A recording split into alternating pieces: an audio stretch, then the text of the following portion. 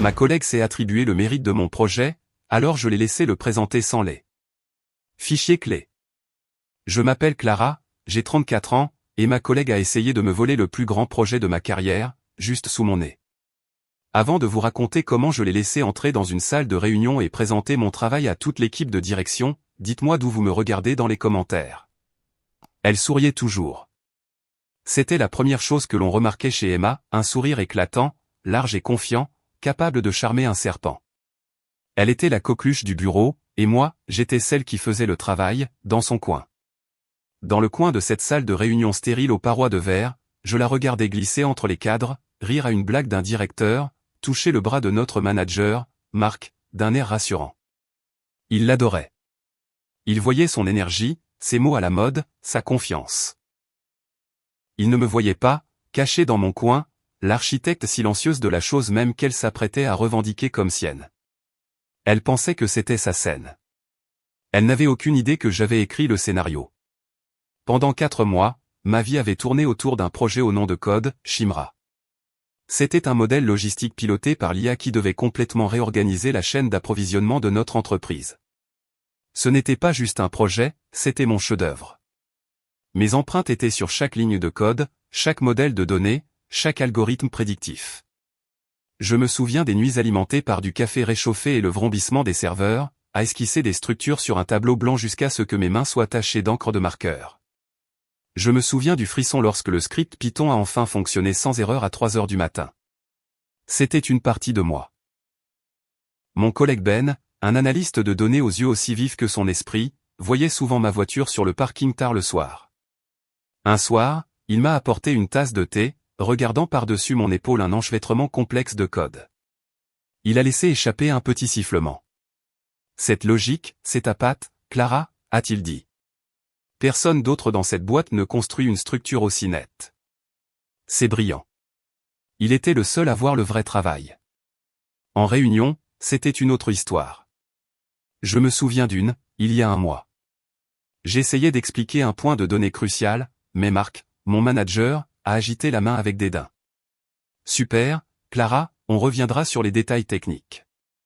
Emma, tu as quelque chose de percutant pour nous? Emma, qui n'avait pas regardé une feuille de calcul de toute la semaine, s'est penchée en avant avec ce sourire gagnant.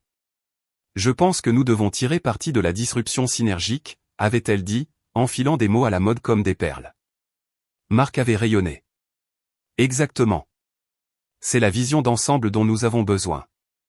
Je me suis senti rapetissé sur ma chaise, devenant invisible. C'était un sentiment familier. La tempête a éclaté un mardi, 3 jours avant la grande présentation au vice-président de la stratégie. Je passais devant le bureau de Marc quand j'ai entendu la voix d'Emma, suintant la fausse modestie. Et bien sûr, j'ai passé toute la nuit à finaliser le modèle d'IA, disait-elle.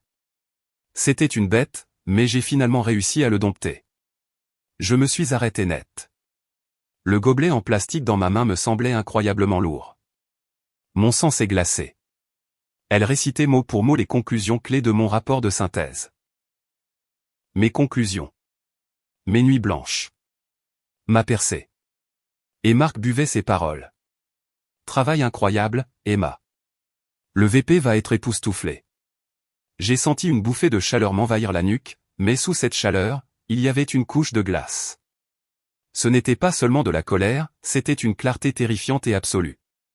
J'ai tourné les talons et je suis parti avant qu'ils ne puissent me voir. Je suis allé directement aux toilettes désertes du 3e étage et j'ai fixé mon reflet dans le miroir. Mon visage était pâle, mes yeux grands ouverts. Pendant une seconde, j'ai vu une lueur de blessure brute, de fureur. Je voulais crier. Je voulais foncer dans ce bureau et la démasquer. Mais ensuite, quoi? Ce serait ma parole contre celle de la coqueluche du bureau. J'ai pensé à aller au RH, un processus long et fastidieux qui se terminerait par une impasse du type « parole contre parole ». Emma s'en sortirait avec un sourire. En regardant mon propre reflet fatigué, j'ai réalisé quelque chose. Il ne m'avait laissé aucune voie conventionnelle vers la justice. Alors, j'allais devoir créer la mienne. La colère et la blessure ont reflué, remplacées par une résolution froide et dure. Je n'allais pas l'affronter. J'allais la laisser tomber tout droit dans un piège qu'elle avait elle-même créé. Je suis retourné à mon bureau. Ben a vu mon visage et a commencé à demander, « Clara, tu? » « Je vais bien, » ai-je dit, ma voix stable. Tout se passe exactement comme prévu. Cette nuit-là, mon appartement était silencieux, à l'exception du cliquetis de mon clavier. Je ne détruisais rien, je construisais. D'abord, j'ai pris mon chef-d'œuvre terminé et parfait de 32 diapositives, le vrai projet Shimra, et je l'ai sauvegardé sur une clé USB argentée et élégante. Chaque graphique était vérifié 3 fois, chaque point de données validé. Ensuite, je me suis tourné vers le serveur partagé de l'entreprise.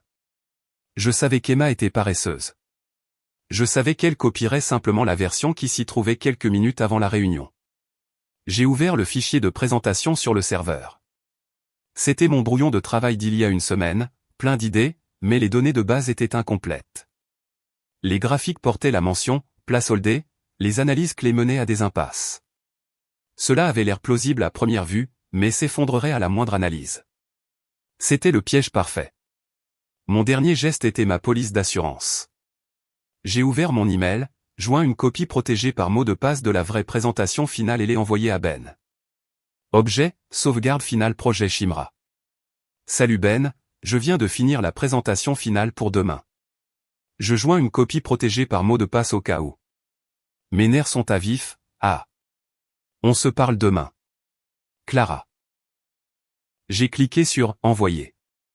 L'horodatage était mon alibi, ma preuve de paternité. Verrouillé et chargé. Je me suis adossé. Le piège était tendu. La salle de réunion bourdonnait de cette tension spécifique qui précède une réunion à fort enjeu. Les directeurs et les cadres supérieurs sirotaient du café. À la tête de la longue table polie se trouvait Madame Albright, la vice-présidente de la stratégie.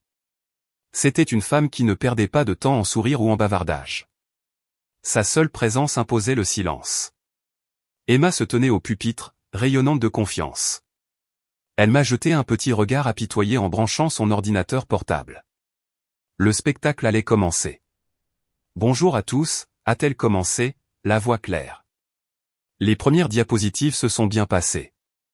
Page de titre, ordre du jour, elle récitait mon résumé exécutif de mémoire. Puis elle a cliqué sur la diapositive 5.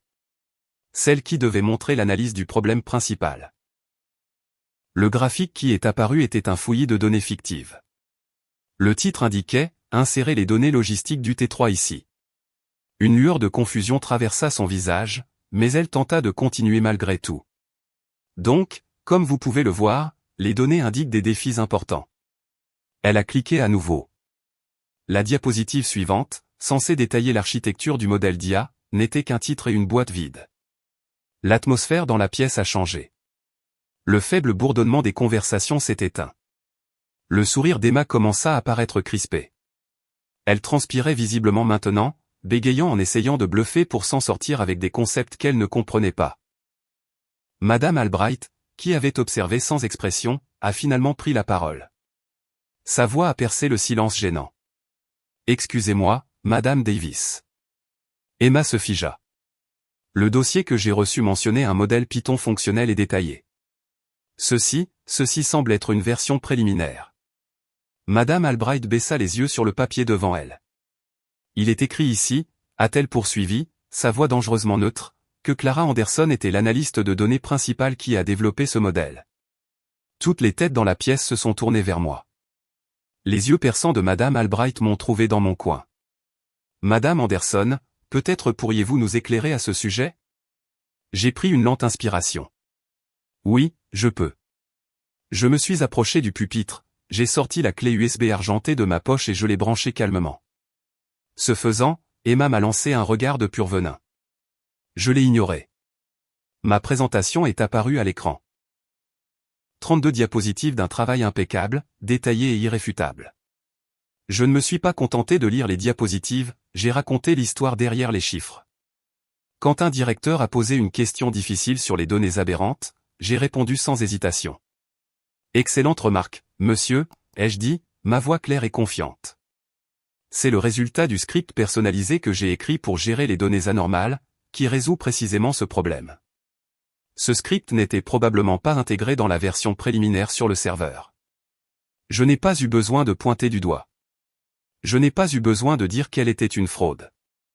Mon travail parlait pour moi. La vérité se dévoilait, diapositive après diapositive, devant les personnes même qu'elle avait tenté de tromper. La dynamique de la pièce avait été complètement réécrite. Je n'étais plus la femme invisible dans son coin. J'étais l'experte. À la fin de la réunion, les applaudissements étaient sincères. Madame Albright m'a fait un signe de tête bref et approbateur. Alors que les gens sortaient en me félicitant, Emma m'a acculé près de la porte, son visage un masque de rage et d'humiliation.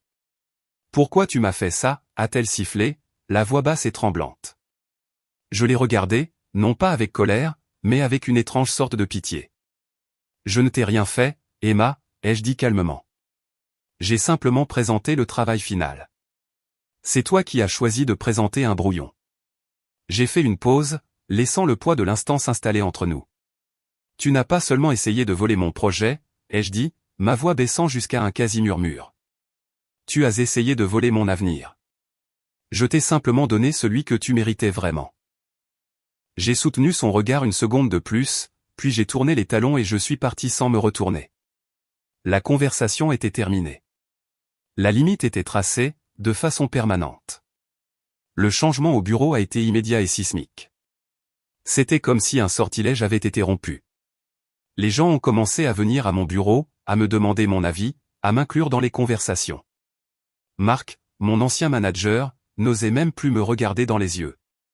Une semaine plus tard, Madame Albright m'a convoqué dans son bureau. C'était un bureau d'angle avec vue sur toute la ville. « Clara, dit-elle, allant droit au but. La compétence doit être aux commandes.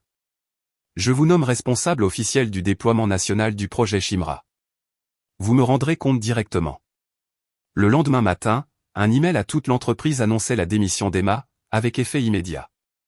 Plus tard dans la journée, j'ai trouvé une petite note pliée sur mon clavier. L'écriture était acérée et pleine de colère.